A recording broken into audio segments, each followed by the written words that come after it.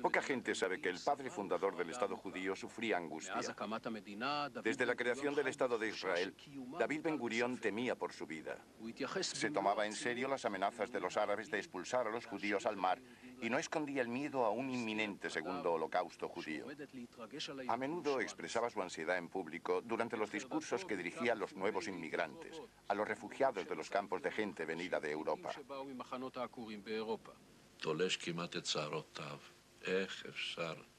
Se tiraba de los pelos. ¿Cómo es posible? Una masacre tan atroz, tantos horrores.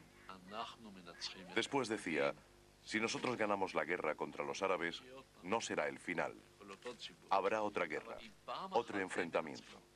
Pero si ganan ellos, será el fin. Ben Gurión iba a su despacho por la mañana. Llamaba a Itzhak Nabón y se colocaba ante el mapa de Israel diciendo: mira todos esos países de alrededor. Somos una pequeña isla. ¿Cómo vamos a defendernos? ¿Cómo podremos sobrevivir? Estaba angustiado. El holocausto y los temores por la supervivencia de Israel persuaden a Ben Gurión de que el Estado debe disponer para su defensa de un medio de disuasión supremo, un seguro de vida para el país. Este seguro de vida puede ser un acuerdo de defensa oficial con los Estados Unidos o un arma nuclear.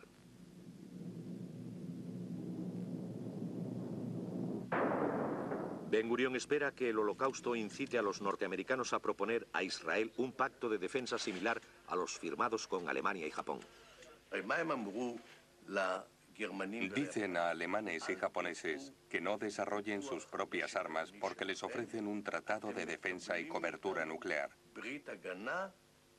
Ni alemanes ni japoneses hicieron esta proposición a Israel.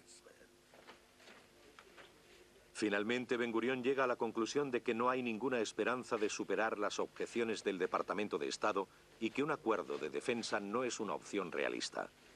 Queda la segunda: desarrollar un arma de disuasión final. En consecuencia, según fuentes extranjeras, aparentemente a finales de 1954, decide que Israel debe dotarse de una bomba atómica. En el Israel de esos años de austeridad, sin dinero y con cientos de miles de refugiados sin recursos, era arrojado pensar por un solo momento en una opción nuclear.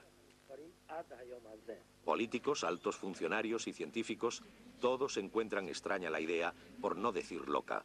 La opción nuclear requiere materiales raros, procedimientos científicos, mano de obra cualificada y enormes medios financieros. Nada de eso estaba disponible en Israel. Pero Ben Gurión es pragmático. Convoca al mayor científico de Israel, Ernest Berman, un químico nacido en Alemania, y lo conmina a dimitir de su alto cargo en el Instituto Weizmann. Berman es puesto a la cabeza del equipo científico del proyecto nuclear.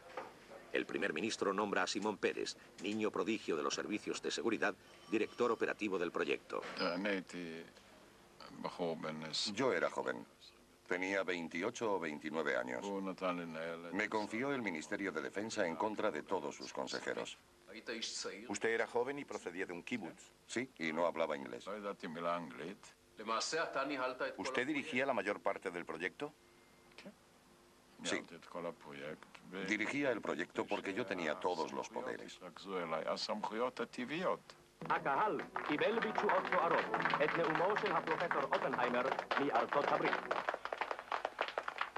El director científico del proyecto Manhattan, Robert Oppenheimer, visita Israel en los años 50 y asiste a la ceremonia inaugural del Instituto de Investigación Atómica.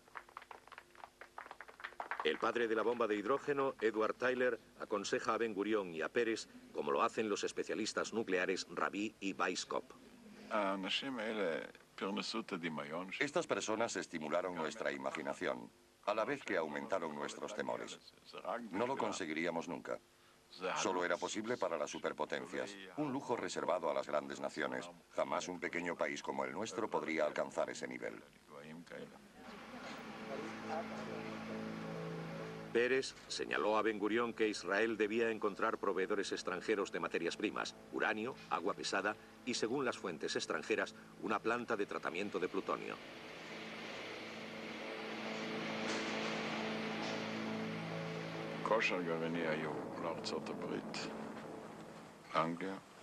Las potencias nucleares eran Estados Unidos, Gran Bretaña, Francia y la URSS. Los Estados Unidos, Gran Bretaña y la URSS no contaban, por lo que quedaba Francia. Era el único país al que Israel podía dirigirse.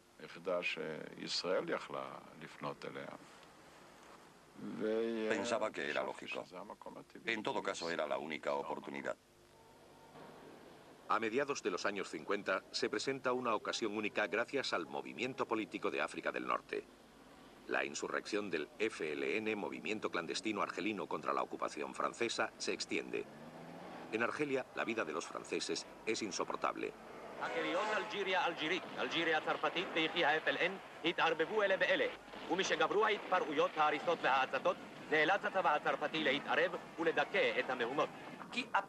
A partir del momento en 1954 en el que comienza la revuelta argelina, el levantamiento argelino, se creyó ver desde el principio que la mano de Egipto, más concretamente de Abdel Nasser, estaba detrás del levantamiento. Habría que encontrar un enemigo común contra él, que por supuesto era Israel. Simón Peres convence a Ben Gurión de que es una oportunidad para Israel y lo envía a París para pedir aviones y carros.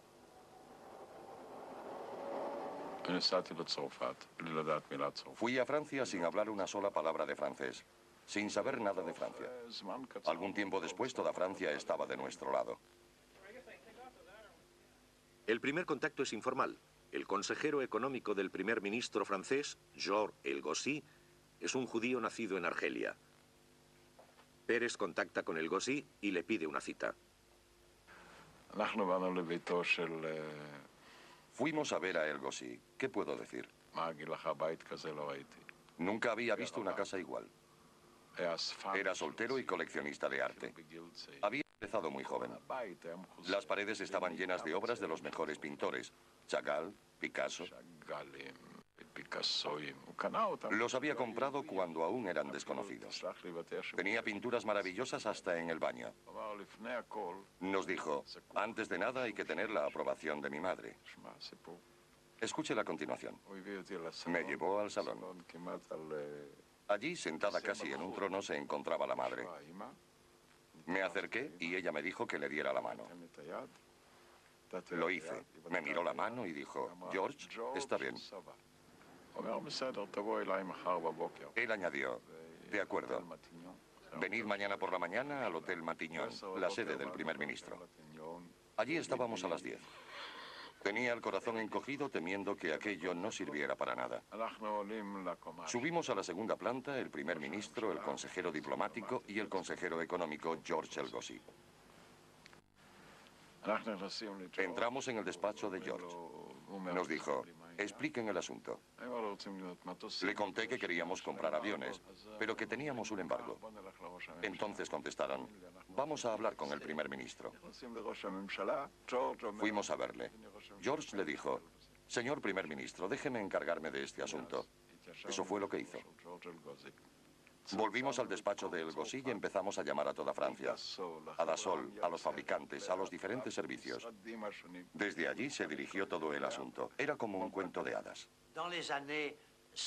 En los años 55 y 56, se decía en París que los notables, los militares, los responsables militares de Israel tenían las puertas abiertas en el Ministerio de Defensa.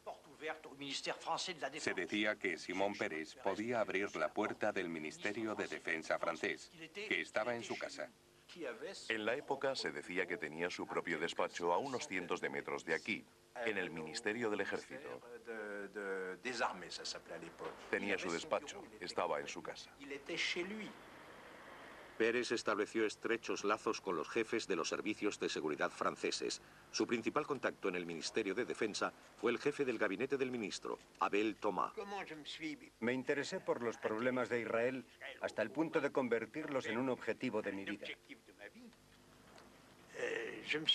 Me interesé por el destino de Israel desde que ejercí, es decir, un año después de la liberación.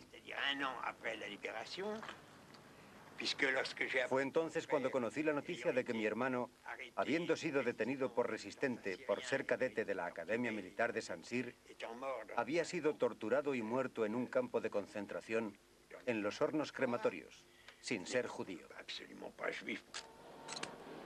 Pérez establece estrechos vínculos con Guy Mollet, antiguo resistente y jefe del Partido Socialista.